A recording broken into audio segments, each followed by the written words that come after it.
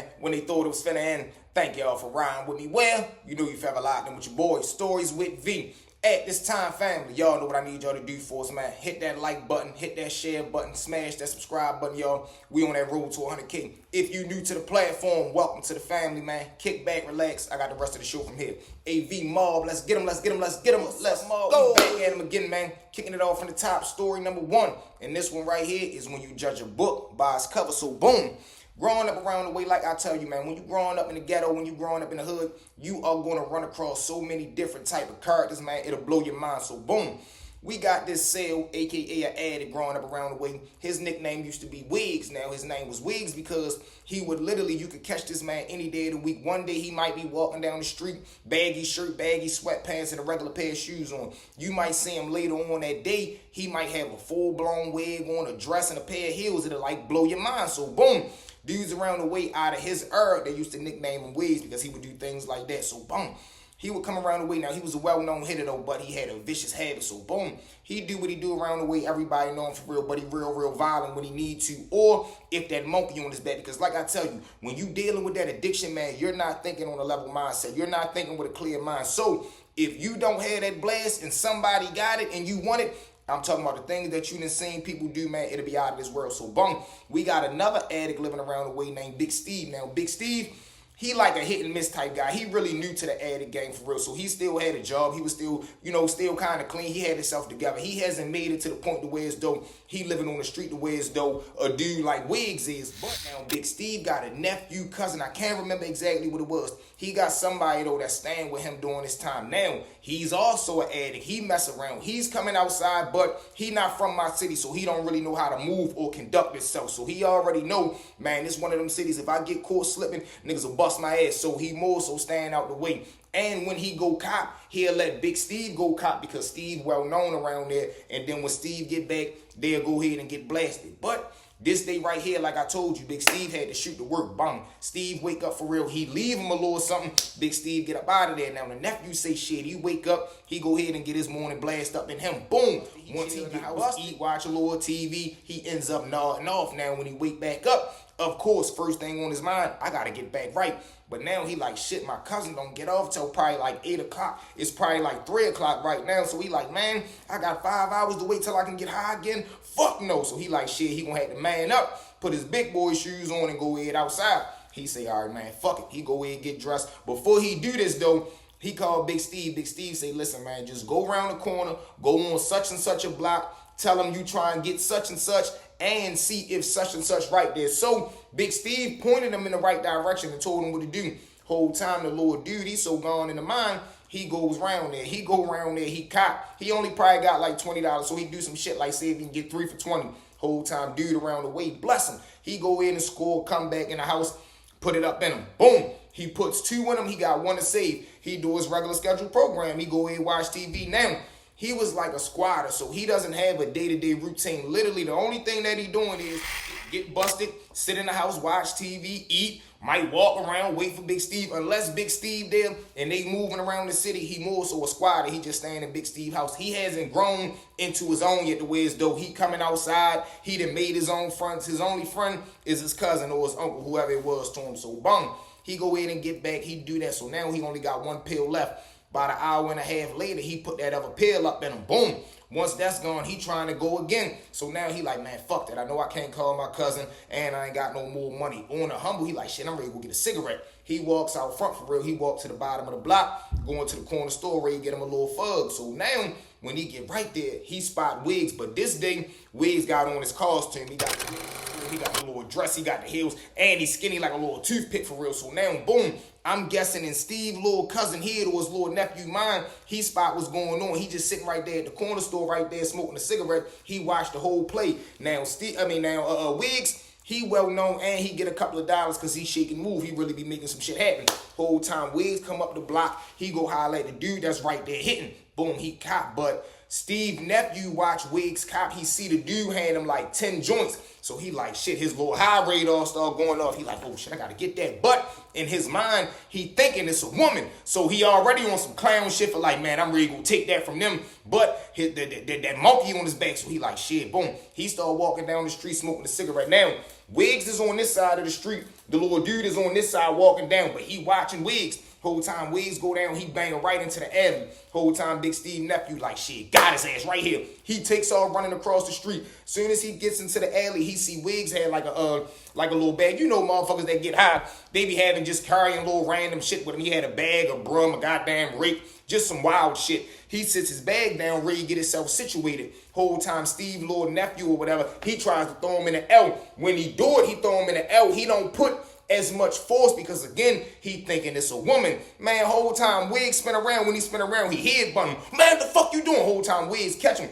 When he catch him, the little dude, he a little heavy set guy. Man, Wiggs come off his hip with that goddamn pocket joint. Hit him one time, straight chest shot. Boom! Soon as he slammed that motherfucker, the little dude get to fall and he falls to the ground. Wiggs straight throw that motherfucker because this is how mad he is. One, you had the audacity to try to rob Wiggs. Then two, he like, motherfucker, I'm in the middle of getting my blast and you interrupting my high. Man, you ready to feel me. Whole time Wiggs go fucking bananas on him. Mop, mop, mop, mop, mop. He get the punishing the little dude. Whole time just so happened, thank God, I guess whoever Wiggs was meeting in the little split, it was a female walking. Of course, she was a part of the crew as well. Whole time she come right there, she start calling his real name, Jarrell, stop.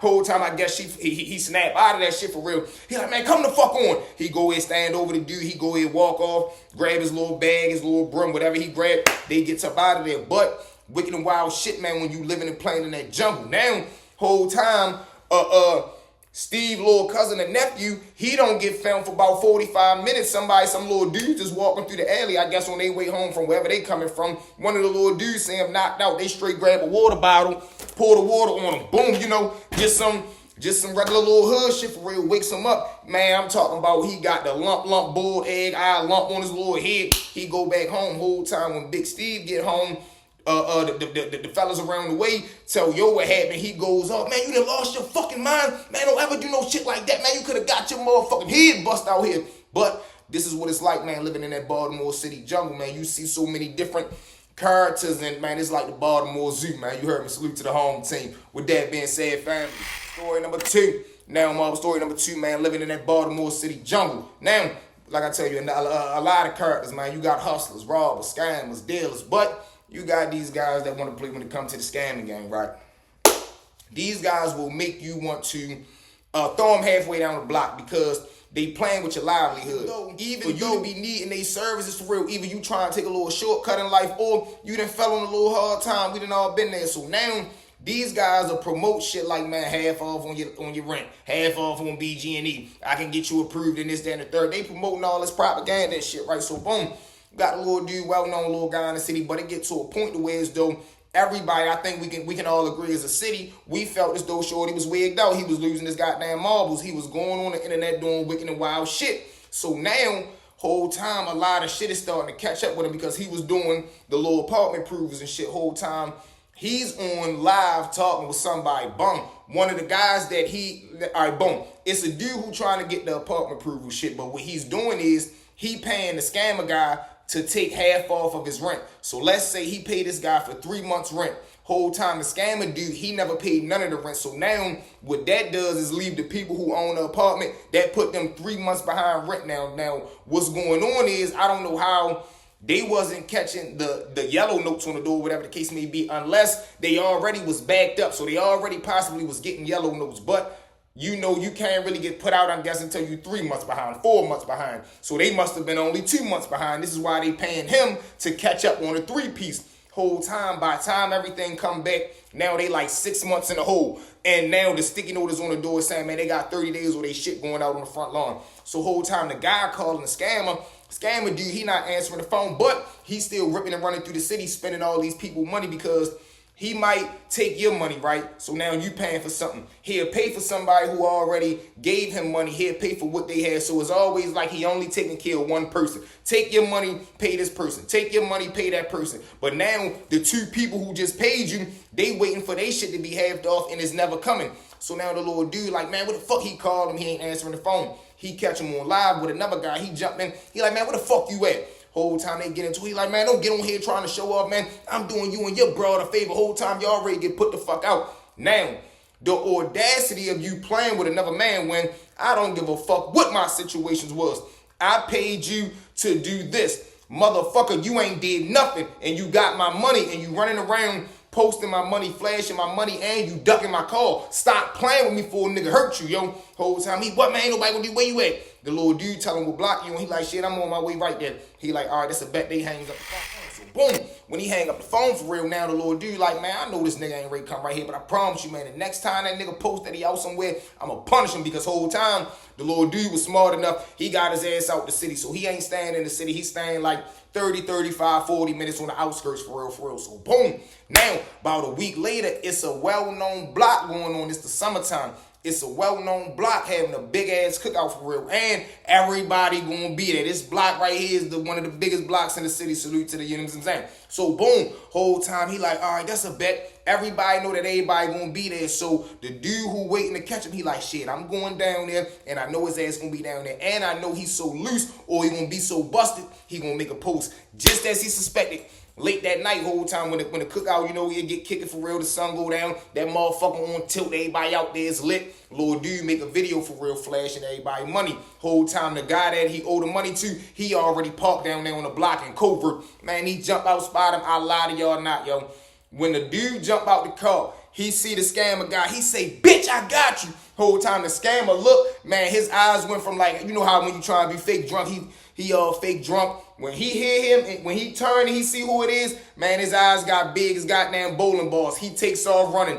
The dude who money it was, he chased this nigga up and down the street for at least 3 minutes. I'm talking about literally 3 minutes. The little scammer dude running, he jumping over the damn bricks, coming back. All right, chill, yo, I got it in the car. Man, I ain't trying to hit none of that shit. I'm talking about to the point to where as though the dude who was trying to get his money back, he running out of breath. Now, of course, you know how it is when you living around the way. Little scammer dude keep running, he coming back up the street. One of the guys on the block just clipped his little ass, bitch. Because now he like, man, you playing with that man money. Now you talking all that tough shit. Now he hear you running. No, I see that man. Boom, he straight clip him.